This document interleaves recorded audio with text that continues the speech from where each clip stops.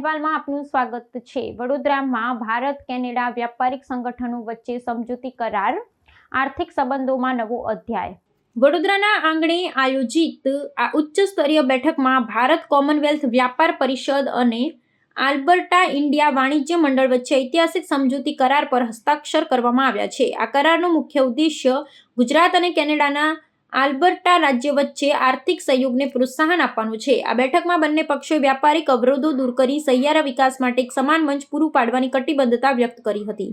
આ સમજૂતી અંતર્ગત ખાસ કરીને ઉર્જા, કુદરતી સંસાધનો, કૃષિ ઉત્પાદન અને ઔદ્યોગિક ક્ષેત્રે વ્યાપક તકો શોધવા માટે વિચાર વિમર્શ કરવામાં આવ્યો હતો। શિક્ષણ અને તબીબી ક્ષેત્રે અત્યાધુનિક તકનીકોના આદાન પ્રદાન માટે પણ બંને સંસ્થાઓ સહમત થઈ છે।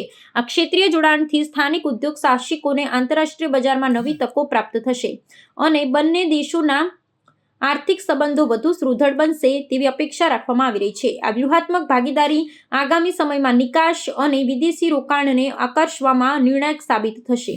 બેઠકના અંતે બંને દેશોના પ્રતિનિધિઓએ વિશ્વાસ વ્યક્ત કર્યો હતો કે આ સમજૂતીથી વ્યાપારી પ્રક્રિયાઓમાં વધુ સ્પષ્ટતા આવશે અને લાંબા ગાળાના આર્થિક હિતોનું રક્ષણ થશે। સંયુક્ત કાર્યદળની રચના દ્વારા આ યોજનાઓના અમલીકરણ પર સતત દેખરેખ રાખવાનો નિર્ણય પણ લેવામાં આવ્યો છે। આઈસીટીસી ગુજરાત અને આલ્બર્ટા ચેમ્બર ઓફ કોમર્સ સાથે મળીને કેટલાક ઔદ્યોગિક ક્ષેત્રે કામ કરશે, જેની અંદર ખાણ અને ખનિજ, ફાર્માસ્યુટિકલ્સ, મિનરલ્સ અને ઇન્ડસ્ટ્રીયલ પ્રોડક્ટ્સ પર વધારે ભાર આપવામાં આવ્યો છે। સાથે સાથે આલ્બર્ટાની પાસે ઘણું બધું નેચરલ રિસોર્સ છે, તો એ ક્ષેત્રે પણ આગળ જતાં ભારતને કેવી રીતે નેચરલ રિસોર્સિસ ઉપલબ્ધ કરાવવામાં આવે એ દિશામાં પણ આપણે કામ કરીશું।